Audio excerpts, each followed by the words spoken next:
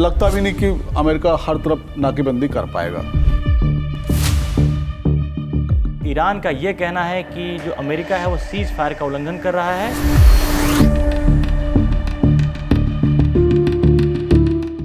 रूस और चीन भी मध्यस्थता करने को तैयार है।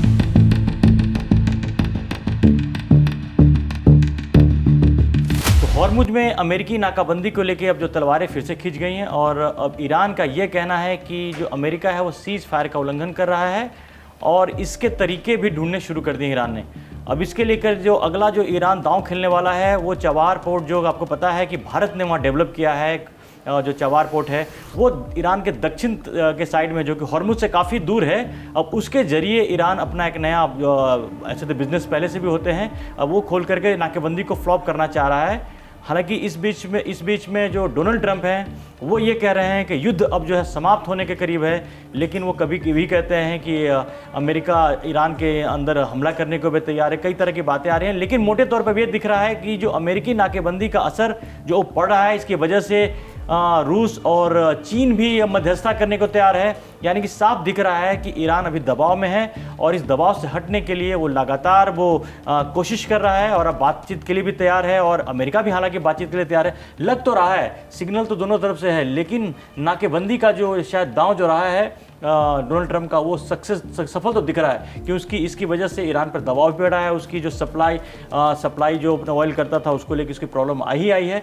अब चबार पोर्ट को अगर खोलने की बात आ रही है तो इससे भारत को भी फायदा है, क्योंकि मोटे तौर पे देखिए कि ऐसा लग रहा था कि हॉर्मुज में नाकाबंदी हो जाने के बाद जो भारत के लिए जो वहाँ से ऑयल टैंकर्स आ रहे थे और गैस जो आ रहा था वो बंद हो जाएगा, लेकिन ऐसा कुछ होता दिख नहीं रहा है और एक बेटर सिचुएशन की तरफ जो हालात है वो दिख रहा है वो जाता हुआ। बिल्कुल, देखिए एक तो चाबहार पोर्ट अगर खुलता है कि साउथ, आपने जैसे कहा भी कि साउथ की तरफ ही ईरान के और उस तरफ अमेरिकी जो घेराबंदी है, नाकेबंदी है, वो नहीं है, उससे प्रभावित नहीं है वो तो, और वो लगता भी नहीं कि अमेरिका हर तरफ नाकेबंदी कर पाएगा, क्योंकि उसका मेन इरादा सैन्य शक्ति, उसका तो हॉर्मुज मेन है कि हॉर्मुज उसका हॉर्मुज था और हॉर्मुज में अगर वो कर रहा है तो हॉर्मुज में अगर केवल अमेरिका है तो चाबहार पोर्ट उससे प्रभावित नहीं होता है। दूसरी तरफ से वहाँ पे खोलेगा, अगर उसको खोलता है तो उसमें एक तो ये है कि अभी तक उसको इंडियन स्टाफ ही चला रहा था, उसका एक पूरा का पूरा टर्मिनल भारत ने डेवलप किया था और मोटे पैसे से डेवलप किया था, दूसरा टर्मिनल भारत डेवलप कर रहा था। तो अब इसमें यह है कि अभी तक मुझको ये युद्ध के समय शायद वो ऑपरेशनल नहीं था। अब या तो ये भी हो सकता है कि भारत के लोग या वहाँ के लोग खुद उसको अब खोलना शुरू करें, ऑपरेशनल शुरू करें, क्योंकि वो वाला पोर्ट असल में इस तरह से डेवलप किया गया था कि ईरान का बहुत ढेर सारा तेल और गैस उस रास्ते से भेजा जाए। और ये वो रास्ता भी है जहाँ से जब रूस से भारत का तेल आता है तो वो उसके पास से, उसी चाबहार पोर्ट के पास से होता हुआ गुजरता है। वो सेफ रास्ता है, हॉर्मुज के आसपास नहीं है, दूसरी तरफ से निकलता है, तो ईरान उसको खोल सकता है और खासकर ग्वादर भी वहाँ से पास है, तो चीन के लिए भी वो आसान हो जाएगा। चीन को भी वो तेल वहाँ पे सबको सूट करता है, बिल्कुल सबको सूट करता है और आराम से फिर भारत और चीन दो बड़े, इसमें भारत, रूस और तीनों के इंटरेस्ट जो हैं वो काफी सिमिलर हैं, जो कि उससे भी होगा। और एक तरह का अफवाह जो फैलाया गया था, आपको अगर याद होगा जब युद्ध चल रहा था तो जब बॉम्बार्डिंग हो रही थी, चबार पोर्ट के बारे में लोग बोल रहे थे कि भारत ने जो इन्वेस्ट किया है उसको अमेरिका इजराइल ने बम से मार के उसको खत्म कर दिया है। इस खबर से एक बात तो साफ हो गया है कि चबार पोर्ट है, सुरक्षित है, और वो जो भारत ने जो इन्वेस्टमेंट किए थे वो भी वहां पर सुरक्षित है, क्योंकि भारत पूरे मध्य एशिया में जो व्यापार भारत करता है उसके लिए बड़ा इंपॉर्टेंट वो प्लेस था, इसलिए भारत ने इतने खर्च किए थे, तो उसको बनाया ही इसीलिए बनाया गया। तो मिला जुला की स्थिति है कि भारत के लिए लगातार ये टेंशन के बीच में भी भारत के लिए जो अच्छी खबरें हैं वो बाहर एक एक करके निकल के बाहर आ रही हैं, और ये एक बड़ी अच्छी डेवलपमेंट है, क्योंकि इसके बाद अगर चबार पोर्ट से अब बेशक हॉर्मुज को लेकर टेंशन खत्म ही हो जाए, लेकिन चबार को लेकर जो भारत के जो इंटरेस्ट हैं आने वाले टाइम में उसको बेटर हो जाएगा। और अब डोनाल्ड ट्रंप का जहां तक मसला है कि डोनाल्ड ट्रंप तो पता ही नहीं चलता है कि वो बोलते क्या है, करते क्या है। वो कहते हैं कि युद्ध खत्म होने वाला है। अब पूरी दुनिया क्या, उनके खुद के लोग उनके ऊपर विश्वास नहीं कर रहे हैं, क्योंकि सुबह वो कुछ बोलते हैं, शाम को कुछ और बोलते हैं। अब ये उनकी पॉलिसी है, लोगों को उलझाते हैं या खुद अपनी चीज़ों में उलझते रहते हैं, भगवान जाने, लेकिन उनकी बातों पर दुनिया ने तो विश्वास करना छोड़ दिया है।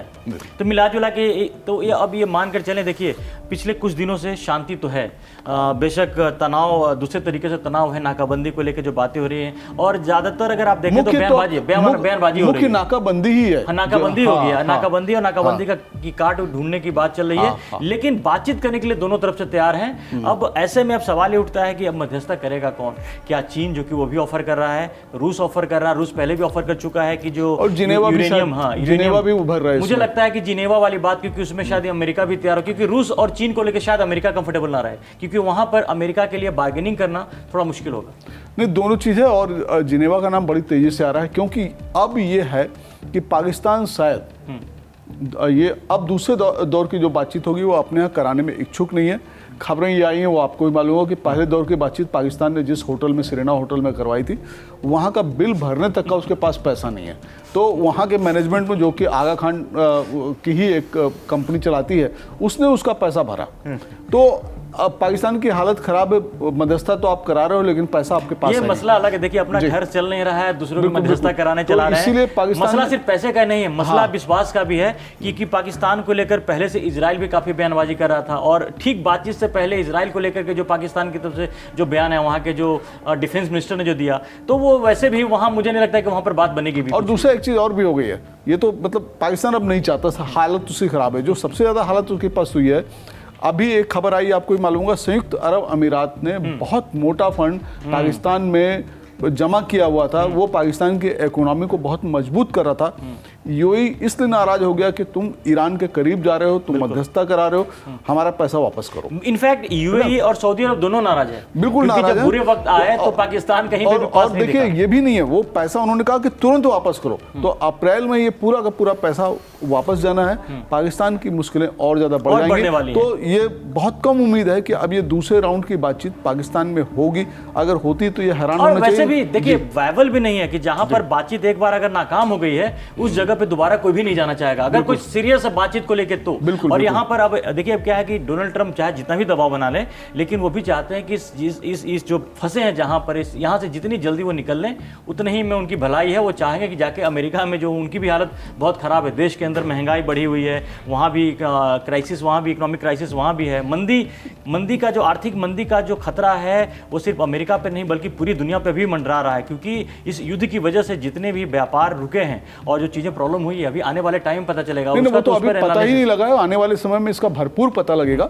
और देखिए, मुझको लगता है, जो मैं फील करता हूँ कि जो ट्रंप ने नाकेबंदी यहाँ पे होर्मुज में करवाई है, उसके बाद अगर ईरान अब बातचीत के लिए दोनों ही तैयार हैं, ईरान साफ तौर पे कह रहा है हम बातचीत करना चाहते हैं, और बातचीत हुई और बातचीत अगर सफल हो गई तो कम से कम ट्रंप इस बात का क्रेडिट ले सकते हैं अपने यहाँ कि देखो मैंने हमला नाकाबंदी भी करवाई, किया, नाकेबंदी भी करवाई, उससे ईरान जो है झुका और बातचीत के टेबल पे आया। अब हमारी बातें वो मानता है। असल में डोनाल्ड ट्रंप यही चाहते हैं कि जब भी ये युद्ध खत्म हो तो उसका क्रेडिट उनको मिले, डोनाल्ड ट्रंप को मिले कि उन्होंने ईरान को झुका दिया। जब तक ईरान झुक नहीं रहा था, उसको झुकाने के, और ईरान बोल भी रहा है कि ये जो पूरी नाकेबंदी की जो ड्रामा कर रहे हैं ट्रंप, इसलिए कर रहे हैं ताकि वो अपने घर में वहां पर जब वो कर सके। ये इस बात का पूरा उसको इल्म है, और ईरान इस बात को लेकर लगातार चीज वो कर रहा है। लेकिन अब सवाल ये उठता है कि इसके बाद अब क्या रहा। एक जो ऑप्शन ये आता है कि अगर यूरेनियम जो है ईरान के पास में, जो संवर्धित यूरेनियम है, जो परमाणु बम बना सकता है, अगर रूस ने ऑफर किया है कि वो अपने पास रख सकता है, इसके अलावा और क्या रास्ते से, क्योंकि अब मिसाइल वाली बातें कोई नहीं कर रहा। अभी मिसाइल को देखिए, लेकर इसके लिए साफ सीधी सी बात है कि इंटरनेशनल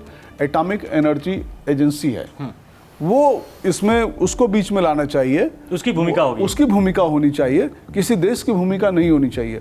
वो देखे कि अब इसका क्या करना है, इसको कहाँ रखना है, कहाँ नहीं रखना है, क्या करना है। तो अब ऐसा दिख रहा है कि बीच बीच में जबकि बात ये होती थी कि फिर से दोबारा युद्ध शुरू हो सकता है, लेकिन जो हालात पूरी तौर पे दिख रहे हैं, अभी ईरान भी इच्छुक नहीं है, इजराइल भी इच्छुक नहीं है, अमेरिका भी इच्छुक नहीं है। ये मान के चलें कि युद्ध खत्म हो गया। देखिए, सबका अपना एजेंडा पूरा हो गया है। अमेरिका को ईरान को तबाह करना था, उसकी ताकत को खत्म करना था, वो लगभग ऐसा लगता है कि हो गया है। इजराइल, अमेरिका ईरान पे हमला करे और इजराइल उस ध्यान को भटकाते हुए लेबनान में जाकर के हिजबुल्लाह का ग्रेटर इजराइल बनाए और वहाँ पे हिजबुल्लाह का सफाया कर पाए, लेबनान में घुस जाए। वो वहाँ पे उसका पूरा हो रहा है। तो आप देखिए कि दोनों, जो ईरान को खत्म करना था वो भी एजेंडा पूरा हुआ, उसको तबाह तो काफी हद तक कर दिया, कमजोर कर दिया। उसकी लीडरशिप पे भी बहुत दूसरे, और लेबनान में भी जाकर के, लेबनान में अंदर तक ये घुस गए हैं, हिजबुल्लाह के ऊपर बहुत असर डाल रहे हैं, वो भी इन्होंने किया। और इजराइल देर सवेर अपने एजेंडे में लगाई हुआ है, सफल हो रहा है। तो हर कोई इसमें, और ईरान का भी अगर हम फैक्टर देखें तो ईरान ने भी ये दुनिया को दिखा दिया है कि हम भी कमज़ोर नहीं है, हमको कम मत समझो। तो एक तरह से आप देखें कि वो पूरा का पूरा जो हम लोग पहले बात कर चुके हैं, इक्वेशन तो चेंज होगी। खाड़ी के देशों में भी होगी, क्योंकि खाड़ी के देश अब मान रहे हैं कि अमेरिका की तरफ देखना सुरक्षा के लिए शायद ज़्यादा होगा। लेकिन यहाँ पर अमेरिका का एक और दांव भी सफल हुआ है कि पूरे असुरक्षा के बीच में अब आप देखेंगे कि यूएई, सऊदी अरब जैसे देश जिनके पास पैसा भी है, हथियारों का जो खरीद है ना वो बहुत बढ़ने वाला है। इसमें अमेरिका को उसमें बहुत फायदा होने वाला। तेल को लेकर जो चाहता था अमेरिका पूरी दुनिया में अपना, अभी डोनाल्ड ट्रंप दोबारा बोल भी रहे हैं कि अमेरिका के पास सऊदी अरब से भी ज़्यादा तेल का भंडार है और आने वाले टाइम में उसको वो करेंगे। तो तेल के साथ साथ जो हथियारों का जो देखिए, जो मेक अमेरिका ग्रेट अगेन वाला उनका जो मागा का वो था, उनका कॉन्सेप्ट जो था, उसमें दो फैक्टर बहुत बड़े थे।